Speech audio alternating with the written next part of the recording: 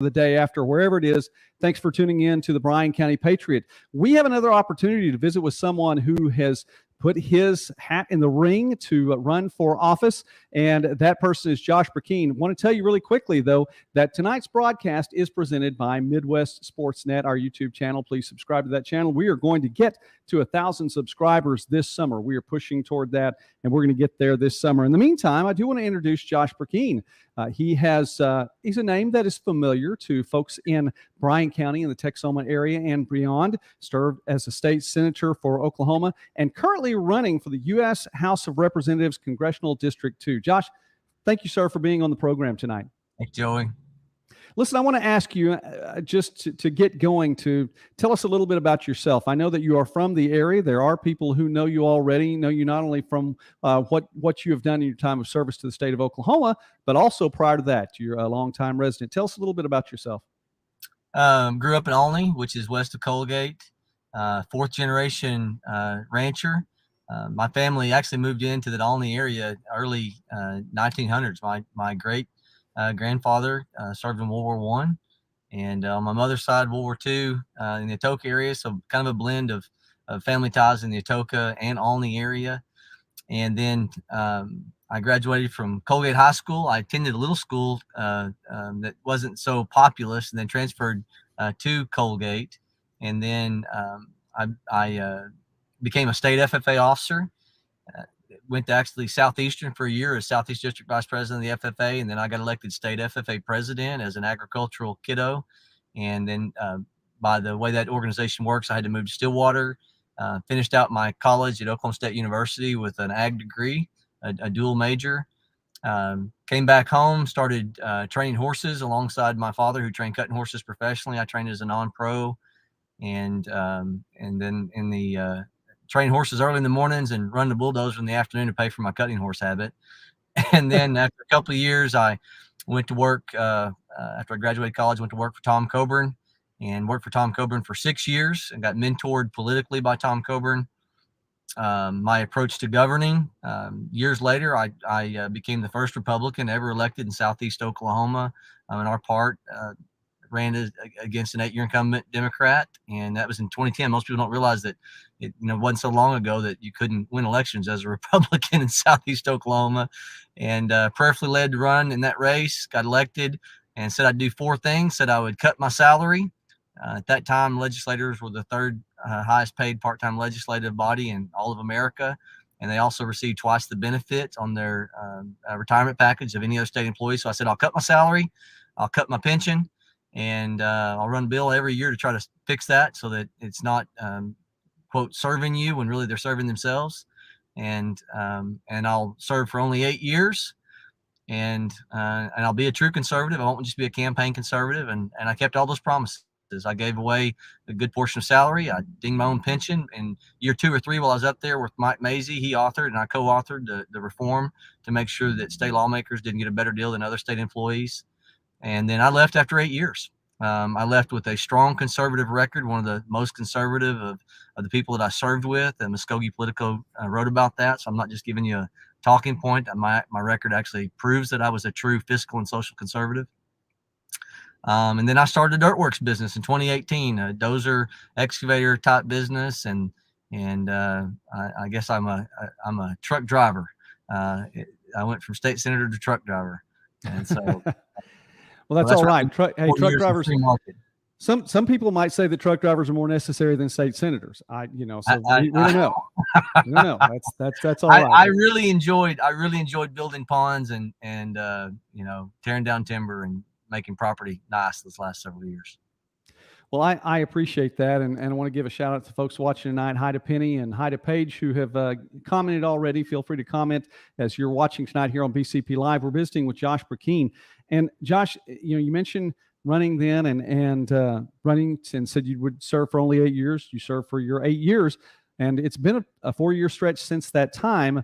What brings you back in now to say, hey, I'd like to run for office once again? Joey, I prayerfully, I spent 2 months in prayer with my wife saying, why would you go bang your head against a wall? We've done that before. And there's a scripture that says, to him who knows the right thing to do and doesn't do it, it's sin. And so with an instructed conscience to know that we're in a mess, we've got a $30 trillion national debt. I'm accountable for the things that I learned from Tom Coburn. I know how rare it is for people to run for office and go up there truly with not self-interest at heart, but truly national interest at heart on the DC level.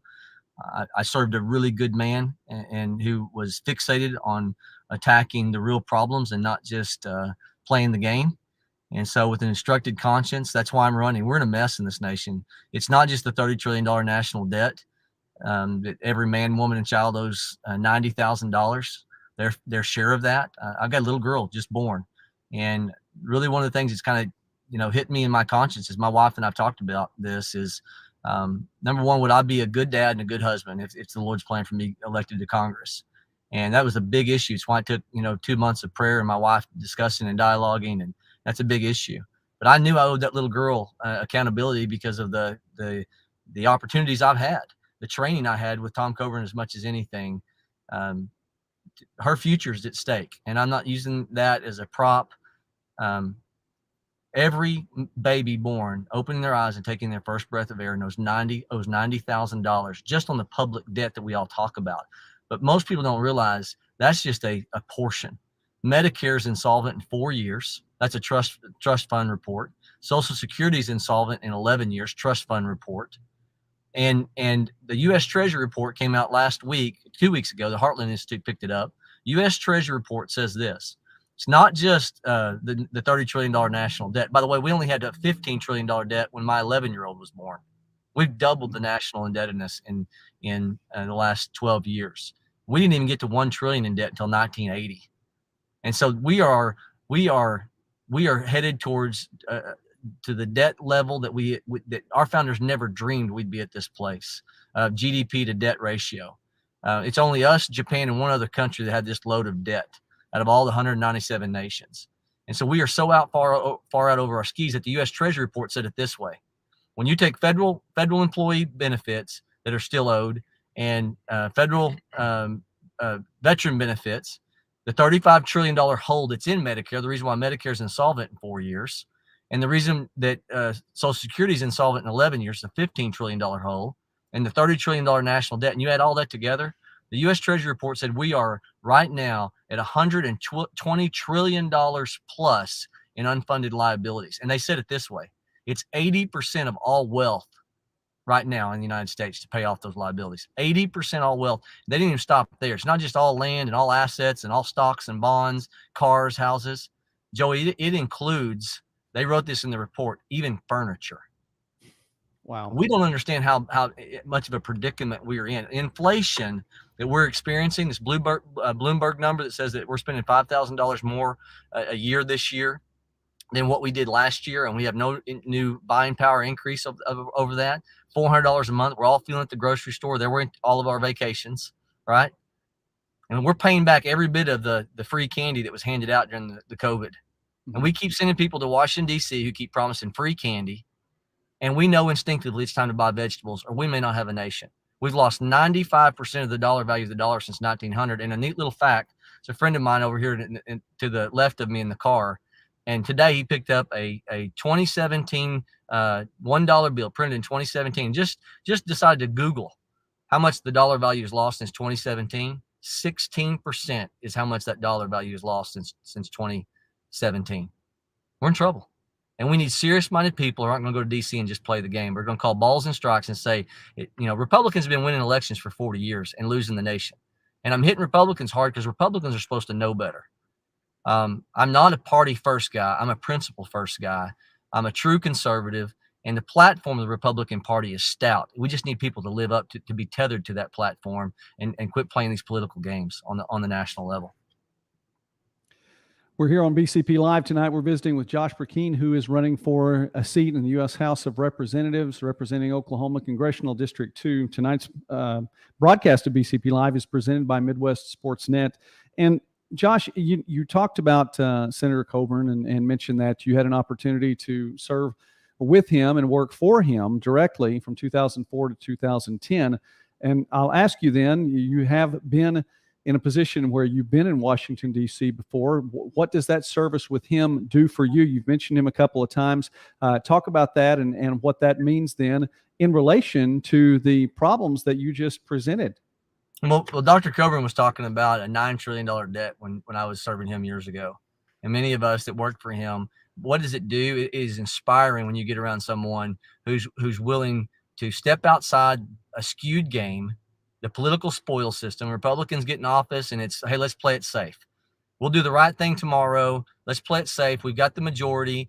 Don't take risky votes. And so let's play it safe. And in 2 years, when we maintain the majority and a comfort level, then we'll really start doing something about the $1 trillion debt loading. And so I watched a man who knew that his time was precious in that body, who was not risk adverse. And this was a quote that Dr. Coburn utilized. Martin Luther King Jr. Martin Luther King Jr. said this. He said, cowardice asked the question, is it safe? Vanity asked the question, is it popular? But conscience asked the question, is it right? And so if you are consistently in these positions of influence, asking the question, how's this going to affect my reelection? And there's a level of cowardice in that. And so to watch someone operate from a place of willing to risk their next election cycle to put the country first ahead of self-interest was super inspiring. And so because of that, and because of that model, you know, it's called drafting leadership. It's like a semi truck going down the highway. If you pull in behind it, the semi truck takes the wind strain, and the car behind gets to enjoy the force that is moving ahead first. Mm-hmm. And so those of us that worked for Dr. Coburn and watched him pioneer a message in Oklahoma that says, let's put the nation first, not our own political interest, then I'm accountable for that. And so prayerfully, I'm in this race because I believe I owe it to my kids to be able to say, as much as I knew and as much as it was modeled before me, I'm willing to move ahead with the information I have and to be courageous and really care about your future and take the tools that I've been handed. And there's an old saying that rust ruins more tools than overuse ever did. And so I know it's my time to put some tools to work. I like the quotes tonight. I hadn't heard that one before, but I do like that one. That one's a very good one. Shout out Cassie. Thank you for watching tonight. Appreciate the folks watching us here on BCP Live as we're visiting with Josh Brecheen. Josh, I want to read a statement that I saw a little earlier today from you, and I also saw this earlier than that in a release. And I know it has to do with the national debt and really even the moral state of our nation right now. And that is this. Winning elections is meaningless if we lose our nation. So can you talk about that? Yeah. So, we talked about the fiscal side, but it's a hard issue and it's a moral issue. We are teetering on moral and fiscal bankruptcy, Joey. To have people that aren't willing to stand up in front of a camera and call right, and wrong. There is a scripture in Isaiah that says that woe to the nation that calls evil good and good evil, who substitutes sweet for bitter and bitter for sweet, darkness for light and light for darkness, who's wise in their own eyes. And we are becoming a nation that thinks that we are so wise, and yet we've become so foolish in the things that our culture is advocating. We are in a hyper-sexualized culture that is it's just so wrong. And the grooming, the indoctrination for our children. We need men and women who aren't afraid of the media to stand up and say, this is in the name of common sense. I can tell you what the definition of a man is and a definition of a woman is, because our children deserve me to be courageous and stand up and speak truth to power. It was George Washington in 1796 who said this: of all the dispositions and habits that lead to political prosperity, religion and morality are indispensable supports. In vain would the man claim the tribute of patriotism who should labor to subvert these great pillars of human happiness. And he goes on to say later, he says, ... both reason and experience forbid us to expect that national morality will prevail in exclusion of religious principle. Washington was saying, don't even call yourself a patriot if you're not willing to stand up for biblical virtue. That's the first president of the United States. And what's even more interesting is that John Adams, the second president of the United States, had something to say about the same thing. John Adams said that our Constitution was made only for a moral and religious people. It's wholly inadequate to the government of any other. And then you got Sam Adams, a distant cousin of John Adams, who said that neither the wisest Constitution nor the wisest of laws can secure the liberty and happiness of a people whose manners are universally corrupt. So that's the direction. Well, I appreciate you sharing that, and not only that, but the quotes of our founding fathers, and that they did make statements like that. Josh, I want to wrap up our time tonight, and first off, I'm very thankful for it. I know that you and you're mentioning the gentleman to your left there. You guys are taking a little time out of your evening. Where You are see you our right now? background. Clearly, you're yeah. The sun has gone down over the time that we've been visiting here tonight. So where are you now, and what did you take time out of? So we have been traveling 28 counties, this congressional district, 28 counties. It goes basically, if you can go to Kansas, draw a line south to Tulsa, curl around Tulsa because it doesn't include the population of Tulsa. It picks up Bartlesville, Claremore, wraps underneath the Beggs, and then so basically just draw a line after you get underneath Tulsa straight to Tishomingo, and everything east of that line, almost 1/3 geographically of the state of Oklahoma, is this congressional district. So it's a massive undertaking to get your message out in 28 counties. And I'm setting. We were in Muskogee and Stigler, and we're setting in McAllister right now. All right.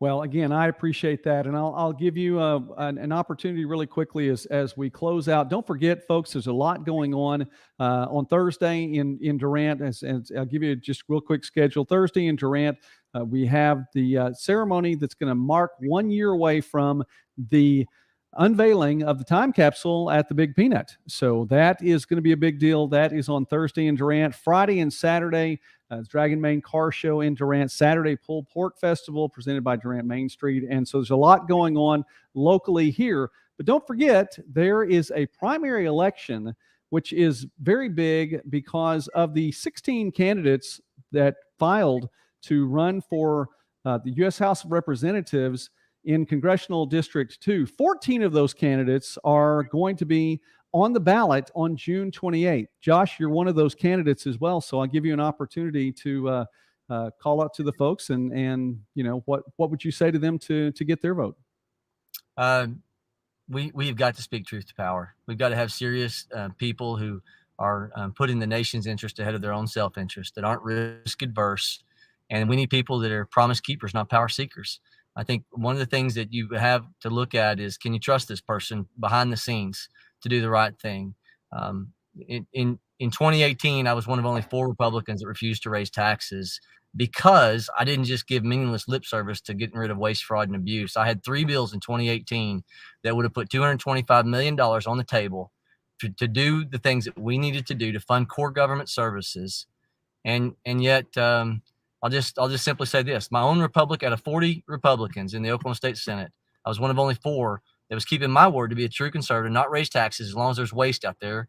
One of them was wind tax credits. Another was Medicaid reform. Another TSET. $225 million that I authored that year that were live rounds, either passed the full House, the full Senate, and because I refused to raise taxes, one of 4 out of 40 in the state Senate in Oklahoma. My own Republican Party leadership punished me by taking away one of those bills that would have saved $75 million. Even waste has a constituency. And I left that year keeping my term limits pledge, came back to the free market, and I walked away, Joey, disheartened by what I see in human nature. And so I know that we have got to have people in positions of influence. As much as anything, just keep your word. When you tell somebody you're going to do something, Psalms 15, he swears to his own hurt and he will not relent. If we could just have that, if when people tell you something and we send them to a level of influence, they just do what they promised to do on the campaign trail, we wouldn't have to worry they'd go up there and convert from an outsider to an insider, that they would let the Republican leadership in D.C. tell them how to vote. We'd have enough personal boundaries in our life to say, I know what I'm here for. I'm not on this team or that team. I'm not on the Republican team or the Democrat team. I'm on we the people, the constitutional team. If it's biblically moral, if it's constitutional, I'm in. If it's not, I'm out. That's why Washington in 1796 farewell address also warned us against factions. And we're losing this country because we're so distracted by, blaming everything on this party or that party. The reality is we have to do a self-eval and say, maybe we need to be really focused on those people who run for office and they speak a real good game. But maybe behind the scenes, they're not living up to what the talking points are. All right.